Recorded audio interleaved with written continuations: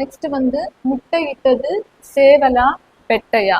இது வந்து என்ன வலு அப்படின்னு சொல்லிட்டு நம்ம கண்டுபிடிக்கணும். என்ன வலு கொடுத்துருக்காங்க? ஃபர்ஸ்ட் வந்து திணை வலு கொடுத்துருக்கு, அடுத்து விடை வலு, மரபு வலு, வினா வலு, விடை தெரியவில்லை. வலுனால என்னது? இலக்கணத்துல உள்ள வந்து பிழையை தான் நம்ம என்ன சொல்லுவோம்?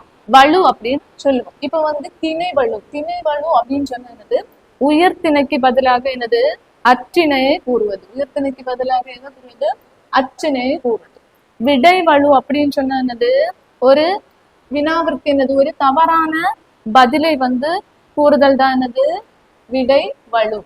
மரபு வலு அப்படின்னு சொன்னா மரபாக பயன்படுத்த வேண்டிய சொற்களை வந்து என்னது? மாற்றி பயன்படுத்துகிறது தான் மரபு வலு. அடுத்து வினாவலு. வினாவலு அப்படின்னு சொன்னது அந்த அதுக்கேற்ற வந்து தவறான ஒரு கேள்விகளை கேட்கறது தானது வினாவலு. அப்ப இங்க என்ன கேட்டிருக்காங்க? முட்டையிட்டது சேவலா பெட்டையா அப்படின்னு சொல்லிட்டு ஒரு கேள்வியை தவறான கேள்விதான் கேட்டிருக்காங்க. ஸோ அதனால இந்த ஆப்ஷன் பார்த்தீங்கன்னா ஆப்ஷன் டி எதுதான் கரெக்டு? வினாவலு. அப்போ முட்டையிட்டது சேவலா பெட்டையா? என்ன வலு? வினா வலு. ஆப்ஷன் டி தான் என்னது கரெக்ட்.